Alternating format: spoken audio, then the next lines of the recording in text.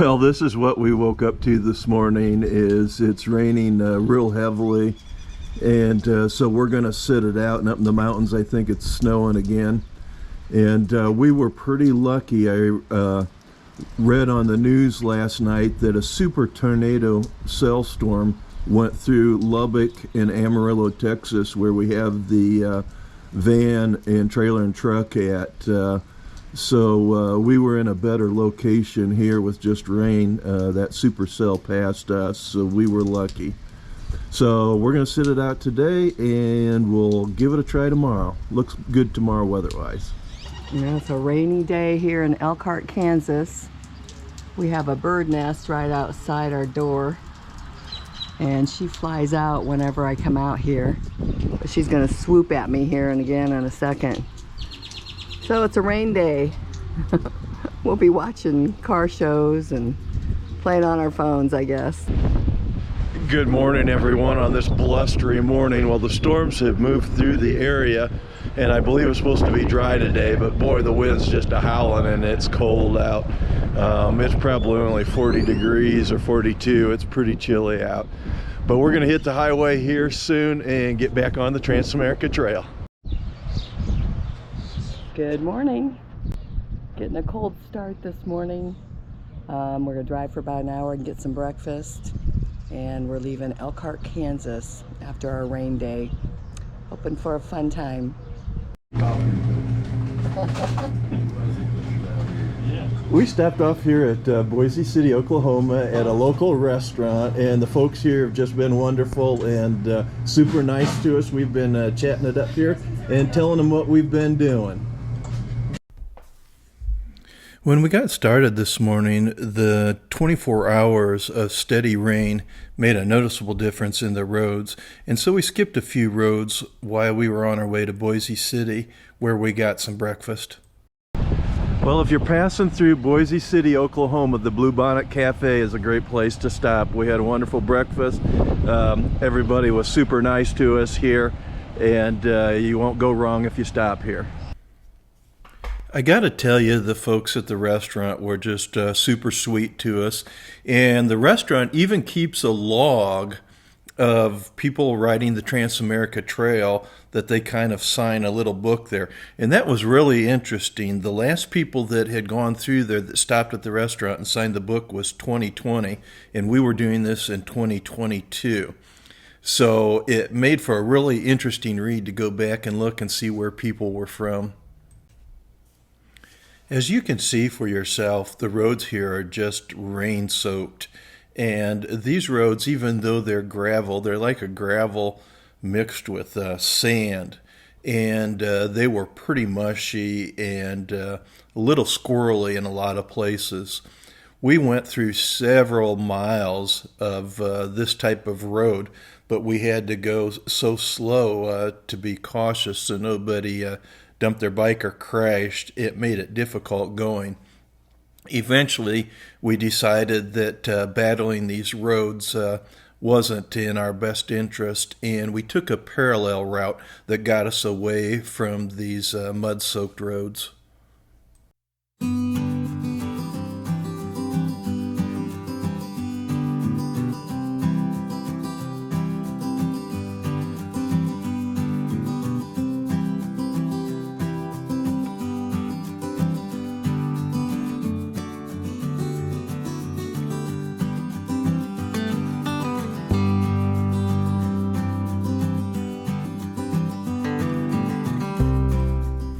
You might wonder why we're not out on the outer edge of the road. The video doesn't really show it, but it kind of drops off near that edge, and that edge was super, super soft. We'd actually sunk way deep into that. So we maintained a path that was in the packed area of the road bed. But as you can see, even that was a little bit rough in a lot of places. The area here is just so flat that you just can't get the drainage you need to get these roads dried out anytime soon.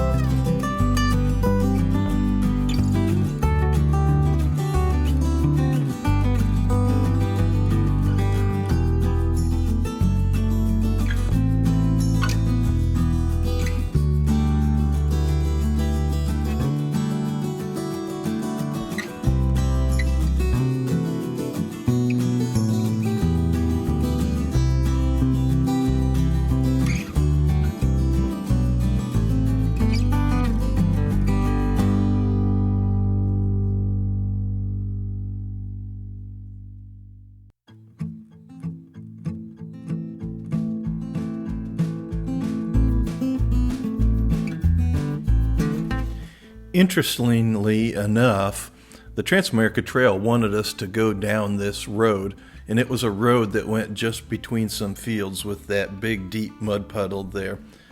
We decided to forge forward without taking that road.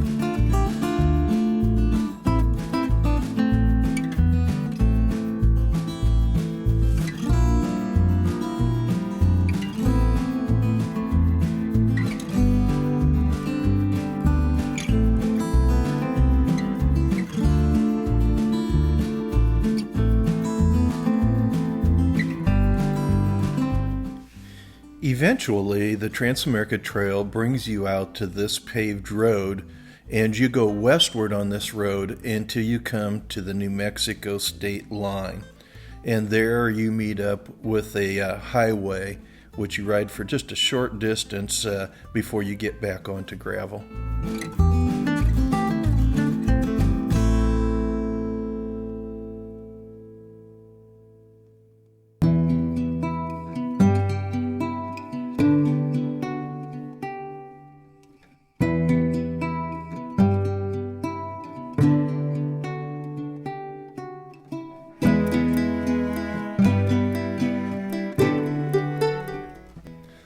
All day long, we rode through these alternating cloud shadows where it would get dark and then light and dark and light.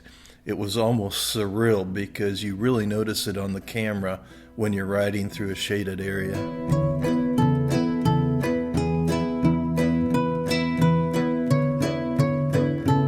Here we are, heading into New Mexico.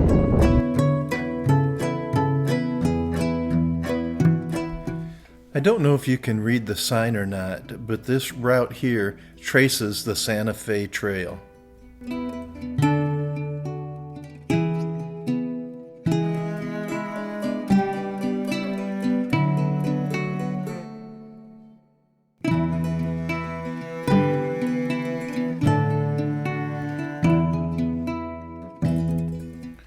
For those of you who are contemplating riding the Transamerica Trail, this section here in northeast New Mexico has to be probably definitely in the top 5 rides of the whole section of the Transamerica Trail.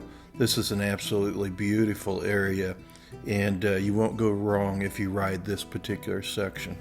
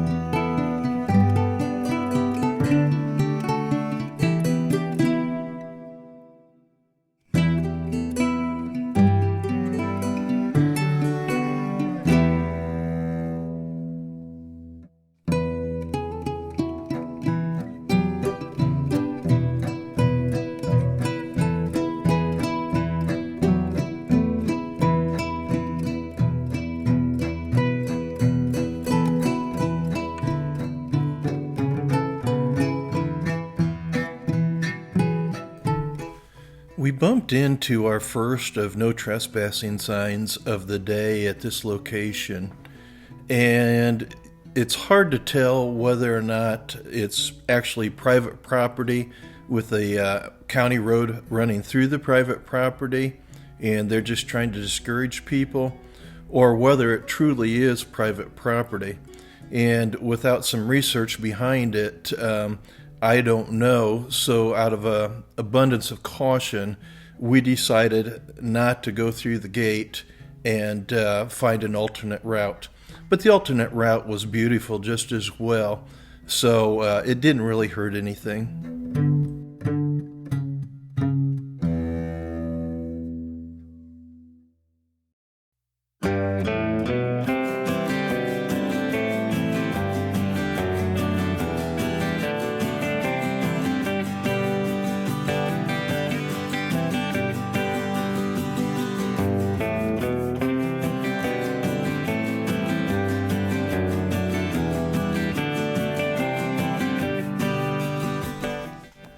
It was in this section of New Mexico that we saw some deer, but they didn't show up on the video, and the deer I saw, Roy and Sherry didn't see, and the deer they saw, I didn't see.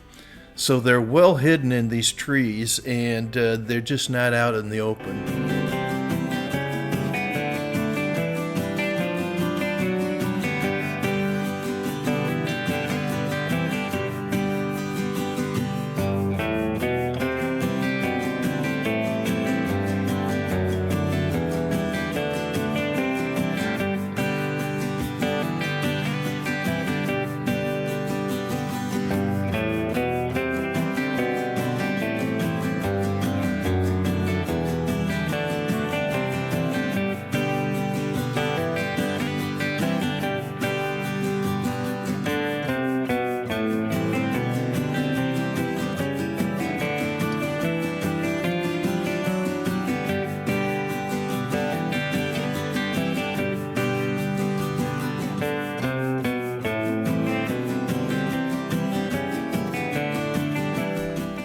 This switchback section was an absolute blast, and we all had fun riding it. It was paved, but I think they paved it to keep it from washing out, because it was gravel before and gravel afterwards we got out of the switchbacks. We dropped down into this valley, and the ride from here on out to Trinidad, Colorado was just absolutely stunning. Yeah, it's all cows. Cows with calves. Those are elk. They move like elk. They look like elk. That's pretty cool. I was hoping we would see some. I'm sorry for the grainy image of the elk out in that green spot in the field there, but the GoPros just don't have a high enough resolution to be able to magnify it or zoom in on it digitally to be able to see it well. And that was one of those accidental things that, because we hit another trespass area, we got to see some elk that we may not have seen if we'd have gone the other direction.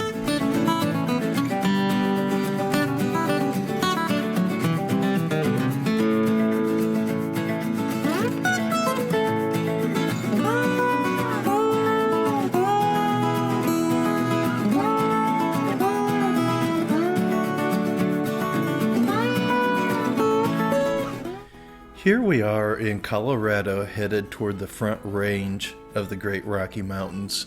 You can see the foothills in front of us here as we continue the westward trek.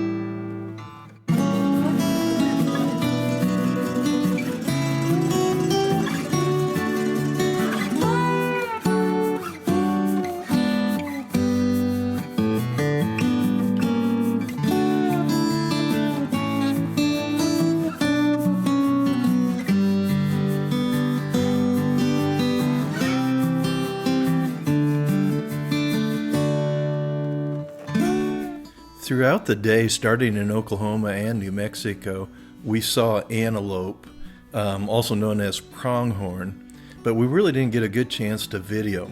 But here we had some that stayed pretty close to the side of the road, and we tried to get some good footage for you to be able to see these antelope.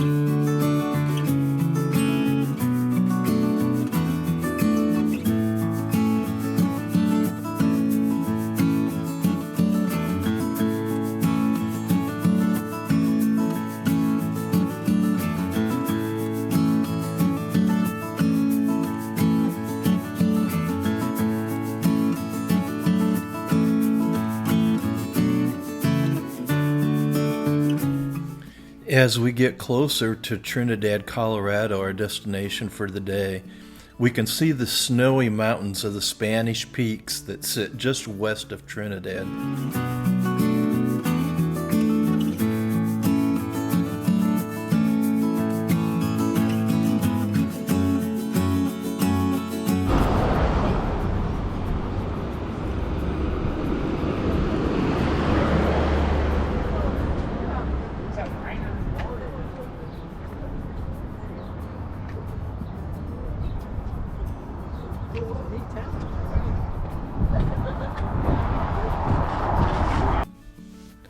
Sherry and I split the best thick ribeye I've had in absolutely years.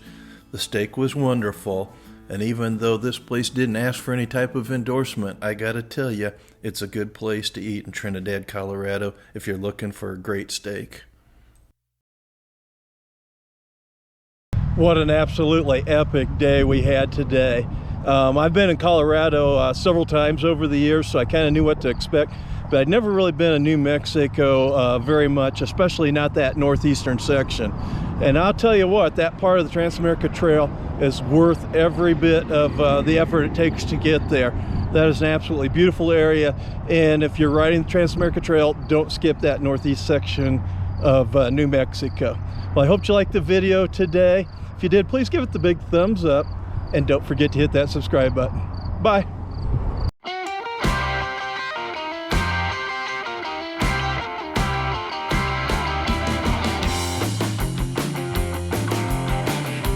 We had a great day today. We're in Trinidad, Colorado, and what I liked the best, I think, was New Mexico, coming down some switchbacks.